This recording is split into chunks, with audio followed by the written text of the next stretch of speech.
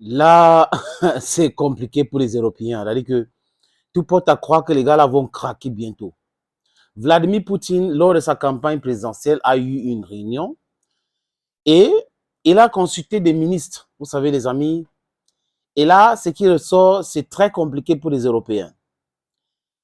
L'économie russe a connu un taux de croissance en 2023 de 3,6%. 3,6%. Aucune économie en Europe n'a connu de telles croissances. L'Allemagne a dégringolé, l'économie française aussi a dégringolé. La seule économie qui a essayé de faire quelque chose, les amis, c'est l'économie américaine. 1,4%. Où est donc passé les sanctions américaines, les sanctions otaniennes? On va tuer l'économie russe, vraiment, c'est fini. Il y a l'autre qu'on appelle, où c'est le maire, où c'est la mère, qui est ministre française de l'économie et des finances. J'ai même regardé il y a quelques heures une vidéo de lui à l'Assemblée nationale qui faisait le ridicule. Ça veut dire, Bruno Le Maire aujourd'hui accuse les opposants français d'être à l'origine de l'inflation et de hausse des prix en France. Qu'est-ce qu'il dit? On a sanctionné la Russie et vous avez soutenu Vladimir Poutine. Mais quand vous écoutez quelqu'un qui est censé être un expert, aujourd'hui on se rend compte que c'est un expert de pacotille, vous dit qu'un pays a sanctionné un autre pays. Et parce que les enfants de ce pays sont toujours amis avec l'autre pays, ça fait en sorte que le pays qui a sanctionné l'autre souffre aujourd'hui. Les amis, vous comprenez qu'on n'est pas là dans l'économie, on est plutôt là dans la magie noire, on est dans autre chose. Bruno Le Maire devrait normalement démissionner si il avait une petite dignité encore en lui qui restait. On va sanctionner l'économie russe, on va faire ceci, on va mettre l'économie russe à genoux. En le disant, il pensait vraiment à ce qu'il voulait faire, il pensait réellement que c'était possible. Il comptait sur les Américains en disant que si les Américains, en fait, les Européens ont été dans quelque chose que eux-mêmes ne mesurent pas, que le paradigme est en train de changer, ou ça a même changé. Bruno Le Maire en France et les Américains pensaient que quand ils vont sanctionner la Russie, le monde entier, dont le Sud global va sanctionner la Russie, tout le monde va sanctionner la Russie et l'économie russe va s'effondrer. Mais si vous regardez la Russie, les amis, d'abord la taille de ce pays, qui quitte l'Europe jusqu'à l'Asie, la Russie a les frontières avec les États-Unis, avec le Japon, avec la Chine, avec l'Europe. C'est le seul pays qui est immense comme ça. Du moins pour aujourd'hui, parce que demain, le pays le plus grand, c'est l'Afrique, nous le savons tous. Et ils ont balkanisé l'Afrique, mais on va le faire. C'est-à-dire qu'on est en train de parler de l'unité de notre Afrique aujourd'hui, les amis. 3,6% de croissance. Et le chômage est de 3% en Russie aujourd'hui. Un taux tellement faible. Vous savez, ils font des émissions chez eux aujourd'hui en disant, oui, c'est parce que l'industrie d'armement tourne en plein régime. Qui vous empêche aussi de faire tourner votre industrie d'armement? Les pays du monde entier aujourd'hui ont besoin de la sécurité. La sécurité, pourquoi? Pour se défendre contre les impérialistes, pour se défendre contre les Européens, contre les Américains, bref, contre l'Occident collectif. C'est de ça qu'il est question aujourd'hui, les amis. Qui va se négliger? Personne.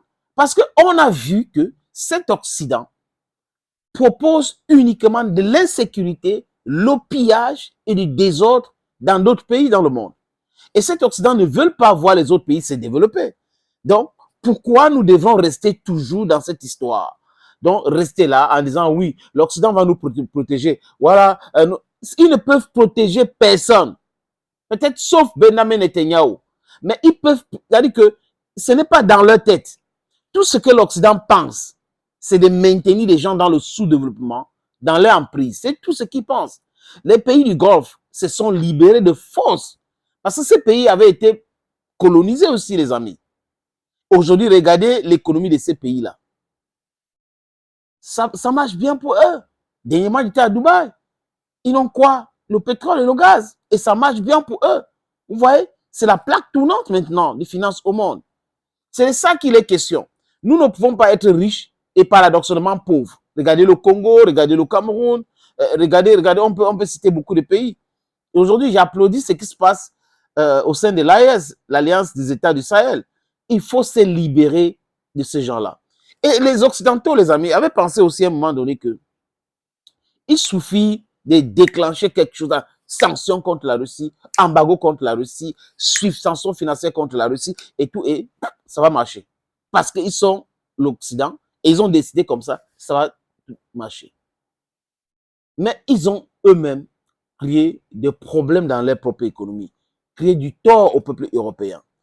Vous n'avez pas le sous-sol qui est riche. Vous êtes là, vous faites tourner votre industrie avec la matière première volée ou spoliée. Et les gens sont en train de se libérer. Et c'est vous qui voulez sanctionner un pays continent, qui est la Russie, qui a tous les matières premières, qui n'a pas besoin de vous. Parce que la Russie vend en Europe. Quand ils disent que la Russie a besoin de notre technologie, la technologie, ils ont acheté où? La Russie se retourne vers la Chine et les autres pays. Et aujourd'hui, la Russie produit tout. Les voitures, la Russie produit les avions civils, parce qu'ils ont la technologie pour fabriquer les avions militaires, les amis. Donc, les avions de chasse et autres. Donc, ils peuvent transformer cette technologie-là en technologie civile. Et là, ils sont en train de marcher bien pour eux. Donc, Vladimir Poutine, les amis, s'est moqué royalement des Occidentaux. Que regardez vos économies, ça souffre. Et là, les chiffres de 3,6, hein, ce n'est pas la Russie qui a donné, les amis. Sachez très bien que ce n'est pas la Russie qui a donné ces chiffres-là. Ceux qui ont donné ces chiffres-là, sont ces institutions télécommandées, téléguidées par l'Occident collectif.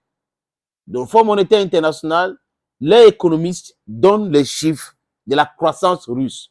Donc, l'économie russe tape à plat coutume, les amis, l'économie allemande, l'économie française, l'économie britannique et américaine.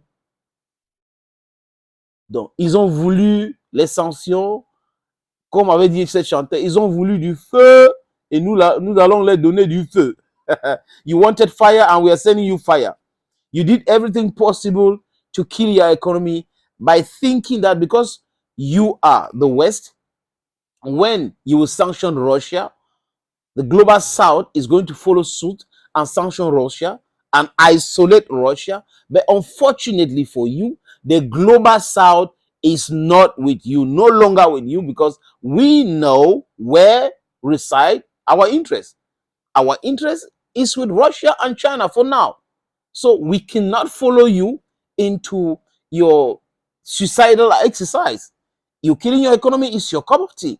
And then we are telling you now that we are going to be transforming our raw materials in our countries before selling them to you to create the value. We need added value to this raw material before exporting them.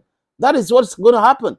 And then we don't need you to tell us what to do with our internal or external politics. That's what the youth of Africa today are saying. That is the message this our generation, where our generation is sending to you.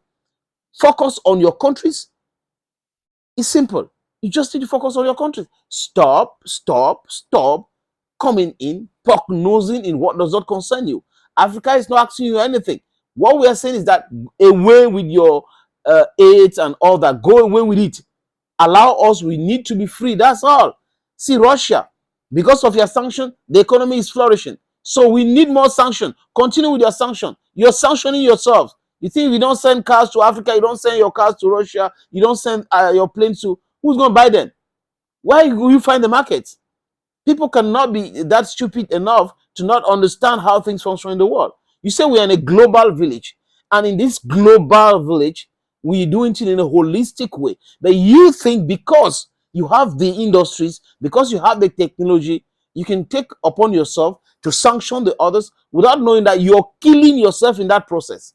Because take it, for example, friends, if Africa were buying, say, 500 million cars from the West, and then all of a sudden, because Africa wants to liberate itself, the West say, okay, we'll not be selling our cars to you.